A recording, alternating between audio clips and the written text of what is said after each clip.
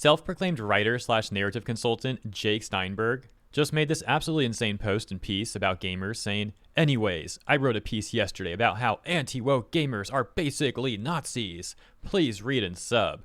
How dare gamers criticize massive AAA corporations and DI practices? You're basically a Nazi if you do that." It's amazing how many of these industry weirdos keep crawling out of the woodwork. This is clearly insane rhetoric, peak corpo bootlicker brain rot. I just talked about a similar thing yesterday where more of these sort of people were complaining about negative Veilguard reviews. It's like a daily occurrence where these corpos are complaining about gamers and using the most hyperbolic, nonsensical arguments ever. So let's see what he says and break this down. "I was streaming Dragon Age the Veilguard when someone popped into my chat. They declared that the game was, in their esteemed opinion, quote, pushing an agenda, unquote. They were fed up with the quote-unquote woke stuff, which in this case meant allowing players to pick their character's gender and sexuality. Now, the Veilguard isn't exactly some radical new experiment. It's the latest in a series that's been around for 15 years, and choice has always been the whole point. You pick who you are, right down to what you say, who you trust, who you fight, who you fancy, the lot. For as long as Dragon Age has been around, it's been a game about letting players imagine any character they want and go wild with it." Is this guy really trying to use that argument? Because Veilguard doesn't actually do that. I'm actually really impressed that we're a mere 2 paragraphs into this thing, and he's already destroyed his own point. One example of this that's had some of the most discourse is how player use of blood magic was removed in Veilguard. We can see this broken down by Trick Weeks, who's a dev on Veilguard. Over on his Blue Sky account, he had this to say. "Never say never. Blood magic is unlikely because we've shifted it from a power boost to really being the key to a lot of nasty stuff we aren't interested in having heroes do. The other stuff just needs the right game." If you're looking for more current posts about Veilguard from Trick Weeks, well, you'd be hard-pressed to find that over on his Blue Sky account, as it looks like he's moved on from talking about the game itself to instead using his entire account just to complain about the US election. But enough of that. The blood magic thing was once again just one example that's had a lot of discourse, although we can see the same line of thought in removing blood magic also reflected in many things in Veilguard. Returning to Jake Steinberg, he said, "And that's the magic, isn't it? Talk to any fan of Dragon Age and you'll hear the same story. They get completely absorbed in it. You don't just play the game, you inhabit it. And when you're building this character, something as personal as their gender or who they might fall in love with feels like it should be a part of the deal.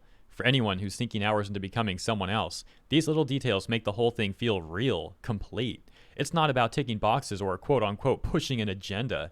It's about giving players the tools to build a world they can actually believe in, one that's got room for everyone's imagination." No, as we discussed, it's pretty limiting actually. And in more ways than just the narrative choices that the player can make. Another big example was the criticism that people levied at the character creator, and how certain aspects of the player character's body was extremely limited. Many women in particular called this out because they were being told that Veilguard had an extremely inclusive character creator, only for them to find out that the game wasn't inclusive to their bodies at all. Jake goes on to say, "The thing is, Dragon Age didn't end up on the chopping block because it had done anything particularly shocking to upset the frail conservative mind. No Dragon Age had been selected and targeted by a group of self-proclaimed quote-unquote anti-woke gamers, working as part of a movement known as Gamergate. This just seems like projection now. The guy wants to talk about fragile minds. And being a conservative and simply criticizing Veilguard doesn't make someone have a fragile mind. This dude complaining about it actually sounds more fragile. On top of that, I've seen people all over the political spectrum also critiquing Veilguard. I've also seen LGBT people critiquing Veilguard. However, since that goes against the corpo agenda like Jake is pushing here, he'll probably never admit that. It's really funny and hypocritical how people like Jake will pretend to be these wonderful social activists, while in reality being the quickest people to erase those that they claim to be defending. He then goes on to attempt to redefine Gamergate and complain a whole lot about it. This guy is rapidly becoming S tier at making bad takes. For example, here he attempts to say that anyone who critiques DEI policies is against a diverse gaming world. But in reality, many who make those critiques are not against diversity in gaming at all. The issue that we take with DEI is how hammer-fisted, fake, and preachy it is, as well as how corporations also use it as a shield to block their rampant corruption, and how predatory they are, both to gamers and at times their own employees and coworkers, as there's been numerous DEI advocates who were later exposed as literal predators. Once again, I gotta wonder why people like Jake and other advocates for DEI never acknowledge these very real issues. He once again then attempts to incorrectly categorize those who are involved with critiquing DEI, and goes on to say, "I'll admit my run-in with Gamergate didn't start with Dragon Age the Veilguard. This year, thanks to my progressive views, I've become one of their targets. I was one of the first people tagged on a ridiculous hate list, curiously called quote-unquote Kotaku Detected, a list that exists for no other reason than to direct harassment at everyone on it. The site's mission statement alone is enough to make your head hurt. It's a big, blustery declaration, all bark and no bite, revealing more about the weakness of its adherents than any purported strength." Well, let's take a look at this thing. It says Kotaku detected. List of folks who work, have worked, or are friends with Kotaku and beyond. Kotaku has turned into a more all-encompassing word for everything wrong with the video game industry. This page aims to become a comprehensive directory of individuals who work, have worked, or in some way related to Kotaku or other game companies that have become websites that have historically shown to care more about pushing activist agendas and narratives instead of conversations about video games. The initial sections of this page include some of the worst writers, editors, and others who have contributed to the downfall of games journalism over the years for various reasons. Each entry provides relevant information for further research, including the roles, articles, and/or linked video or tweet explanations. Whether you are a researcher, enthusiast, or industry professional, this resource is designed to spotlight the people behind Kotaku's content and hold them accountable for their actions. For those who do not appear on the list, they have not committed any awful behavior publicly yet.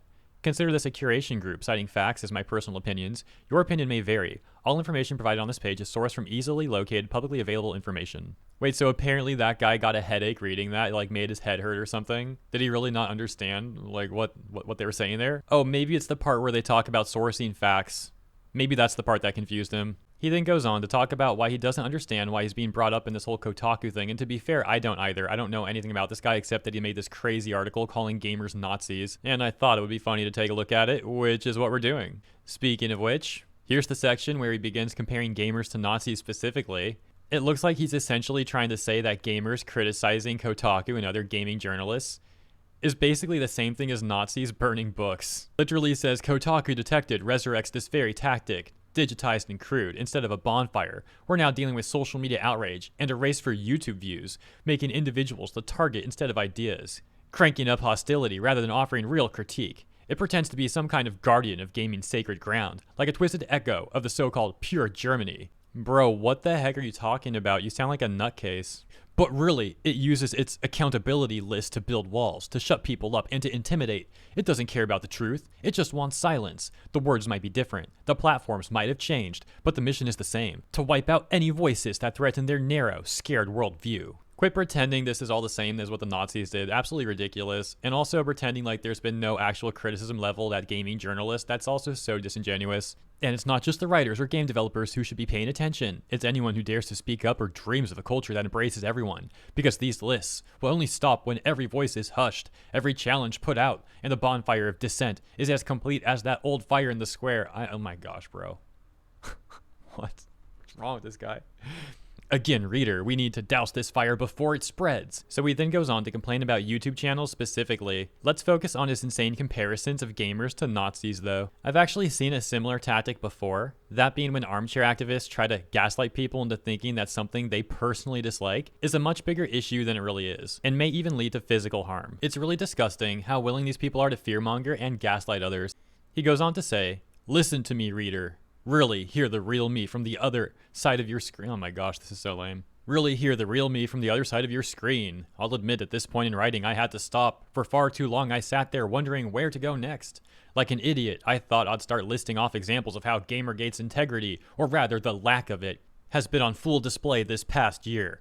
I began rehashing the same tired arguments about how their biggest mouthpieces have lied, manipulated, and spun their narratives about censorship where there was none, or that mythical forced diversity they're always going on about, even though it doesn't actually exist. But in reflection, I must realize then I'd be doing exactly what they wanted. I would be playing their game, and honestly, if I went any further, if I linked to their content just to tear it apart for you, or for my own selfish employ, well, I'd feel like I was part of their machine, giving them more clicks, more views, more of that sweet, twisted reach they crave, and I just can't do that today. I keep telling myself, we'll see through their tricks, that we'll recognize it for what it is, because they're not doing anything new. Surely, I keep thinking, surely, people will remember yellow journalism, those headlines from the late 19th and early 20th centuries designed to rile up public fear, to paint immigrants and minorities as the enemy. Back then, the media used sensationalism to point fingers, to create scapegoats for society's problems. Now, Gamergate does the same thing, only with video game news.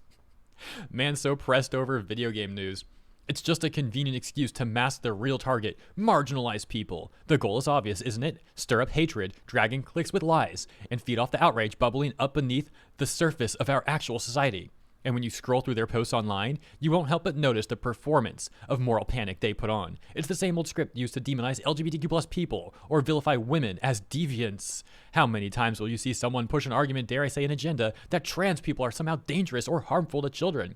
But let's be clear, this is just a tactic. They don't actually care about anyone's safety or well-being. They're only concerned with their own narratives. You won't find them taking any meaningful action to help anyone. They're just using games as a backdrop because that's all they really know. This isn't about protecting anyone. It's about creating fear and scapegoating those who threaten their narrow worldview. Okay, look, this guy is clearly like very weird, unhinged individual. But to be fair, sometimes people in this sort of gaming discourse do lie about things too. I have seen like some manipulative rage bait with just like false information out there on occasion. The thing is, people like Jake never acknowledge the very legitimate criticisms that people have, which is by far the majority of discourse going on. Instead, they will either lie themselves or just do extreme cherry picking. Then he says, let's circle back to Dragon Age the Veilguard, shall we? It's a prime example of how criticism can be cloaked in a veneer of respectability. These so-called critics, quote-unquote, will insist they're not against the inclusion of diverse identities, but are merely pointing out flaws in the writing. It's almost laughable, much like the attacks I've faced, where they claim to criticize my opinions. The truth is that they're just really lashing out at something for representing what they despise. How is that laughable? It's completely fair to point out the issues with the writing. The writing's freaking terrible.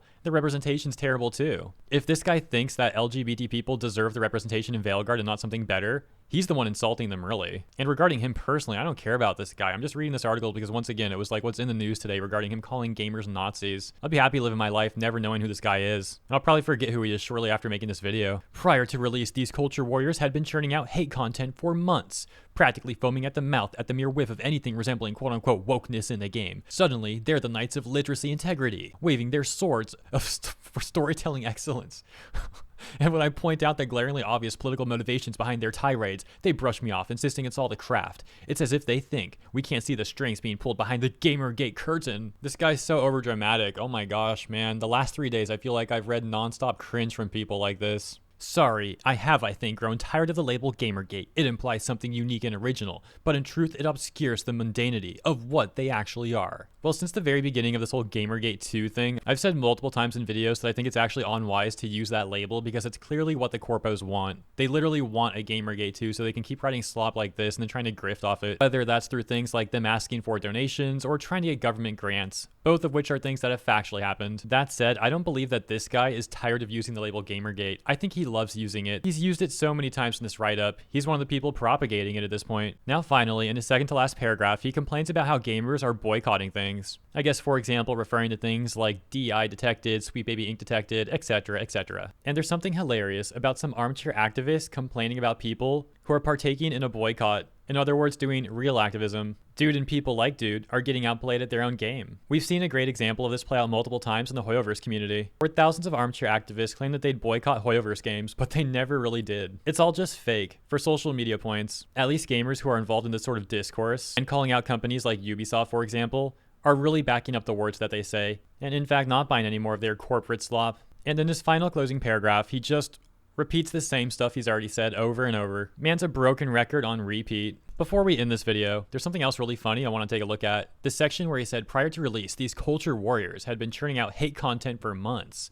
Let's see what he's linking to. And we can see a tweet with over 6,900 likes that says, I feel like years ago if I looked up a new game for a gameplay on YouTube, I'd just get gameplay or let's plays. Now it's all just controversy and drama. Why is everything doomer and ragebait nowadays? So tiring. Including a few screenshots of videos posted, and the videos range from 11 hours ago to 2 days ago. And none of this is evidence of so-called hate content being churned out for months. It's just some dude's random tweet. Is that really the most compelling evidence this person could link to? This is another tactic that I've seen from disingenuous armchair activists. They'll link to like some tweet that has an opinion and use that as so-called evidence against someone that they personally dislike. Obviously that's absurd, and it shows how weak their arguments are. I'd also love to know how he's defining quote-unquote hate content, because it's really coming off like if you criticize the corporate narrative, then he's just gonna say you're hating. I wouldn't be surprised if you say something he agrees with, he'd refer to you as a critical thinker. Anyways, that's my opinion on this stuff. Let me know what you think about it in the comments. If you enjoyed my coverage, please also consider liking and or subscribing to the channel. Appreciate ya, and I'll see you in the next one.